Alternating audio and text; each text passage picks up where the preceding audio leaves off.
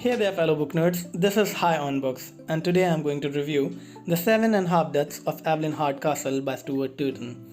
This is a mystery thriller novel and a really good one too. The Seven and a Half Deaths of Evelyn Hardcastle is one of the most, if not the most, unusual story that I've ever read. It would be an understatement if I say I enjoyed reading it. This book, I must say, is something that I didn't know I was craving for.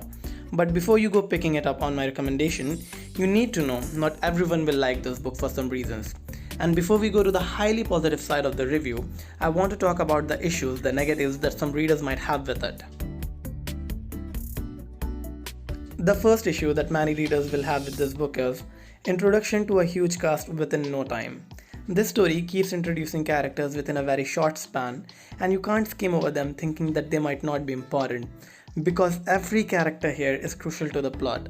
In the beginning, it's very difficult to keep tab of the characters and their motivations, but what frustrates people is that it doesn't get easy as the story progresses, because there are always new characters that you have to deal with. The climax is the other reason why people might dislike this book.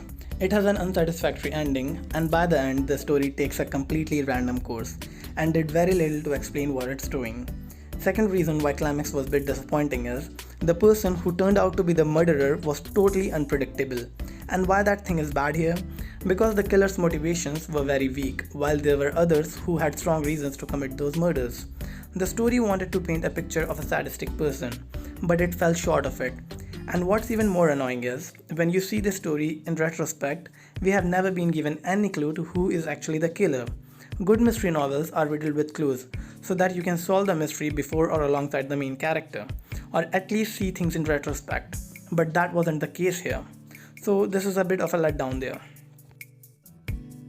These are the two primary issues that I have with this book. Now, despite all the things that I just said, why I love this book so much? Simple. Because the things that it did good, it did them so well that it blew me away. I really like a book that keeps me up all night thinking about it long after I've finished reading it, and this is one of those books. This is a beautifully written story and it has really good prose. It doesn't read like a work of a first-time author, and while reading it, you often come across lines that demands you to ponder over them. The plot is very original and we haven't seen something like this in a while. It is a bit complicated and it relentlessly keeps throwing twists at your face, sometimes not even giving you a chance to recover from the earlier ones. And this makes the story even more engaging, and at no point it will bore you. What fascinated me the most about this book is the complex themes that it touched upon. It asks you some really important questions, like, is a system designed to redeem people or merely punish them? Are we really free if we are products of our habits? Who we truly are? And most importantly, the question that was the main theme of the story. Can we hold someone accountable for their past mistakes if they have changed? This is a very subtle reference to the famous thought experiment, the ship of Theseus. So you could say the complex plot, the complex themes, and the beautiful prose are the reasons why I fell in love with this book. I picked up this book on one of my friend's recommendation, whose choice when it comes to a book I totally trust. So I went into it completely blind, without having slightest idea what the plot was about, and that made reading it even more fun.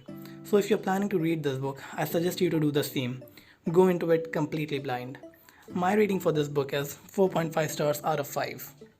By the way, Netflix has announced a 7-episode series based on this book, which I am definitely looking forward to.